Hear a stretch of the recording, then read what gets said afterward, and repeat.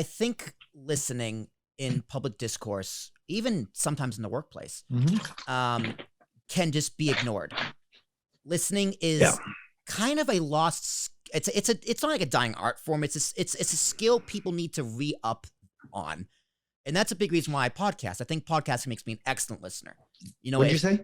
Yeah, exactly. I think podcast. I'll say it again for people who weren't listening. I think podcasting makes me a better listener. I think over the past 20 years, let's say over the past 20 years, in your experience, in your opinion, do you think people have gotten better at communicating with all these new platforms, worse, or is it kind of this similar? It just evolves a little bit.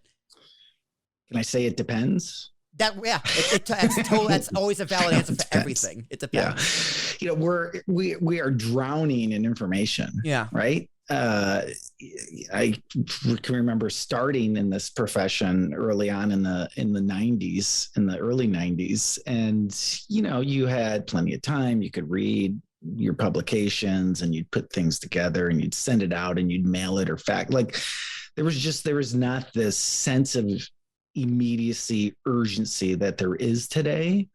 And I think part of what makes people really successful today, no matter what their job is or what they're doing, is just slowing down and asking yourself, is this an emergency right now? Like, if I don't do it today and I wait a day or I wait an hour, is it going to make a difference? I think that is a real soft skill today that a lot of people find challenging, including myself, because there is this, again, we live in this 24/7 immediacy, urgency, nonstop digital world, it seems.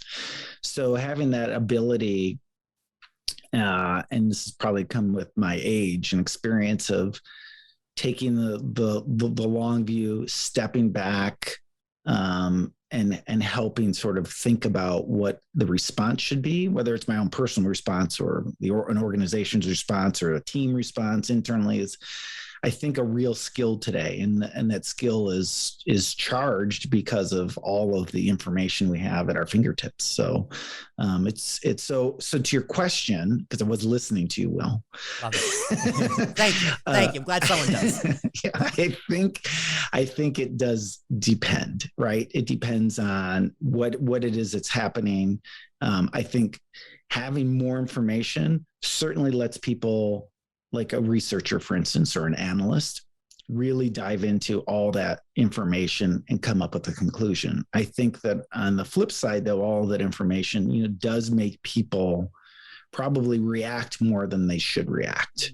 And you see examples of more of the reaction in real time versus the slower, methodical, step back, think about it reaction. So I think there's a misconception that social media is just driving all of this like hardcore reaction, emotional responses all the time. I think you don't see the slow, methodical answers and responses. So it's a bit different. It's hard to answer. I do think it's both. So how can someone become a better listener? Because I like what you said about, like, you know, take your time and like don't react to things immediately. Sure, like, you know, let it marinate. Can I do this now? If I try and do it tomorrow, will the situations change where it makes it easier instead of reacting on it right now? So I think that's great advice. And I think I need to take you up on that one. But how can people just become better listeners and communicators? You know, there's going to be a few answers to that question. So no one solution. There's no silver bullet. One, I think just learning the practice of slowing down and making it a habit is critical. You know, I meditate every day. I have a regular habit of just slowing myself down, checking in with myself. So meditations, you know, I study Stoicism, I study Buddhism. That all of that over years has just accumulated into me just being able to regulate myself. And I think self-regulation is a very, very important skill that people can benefit from.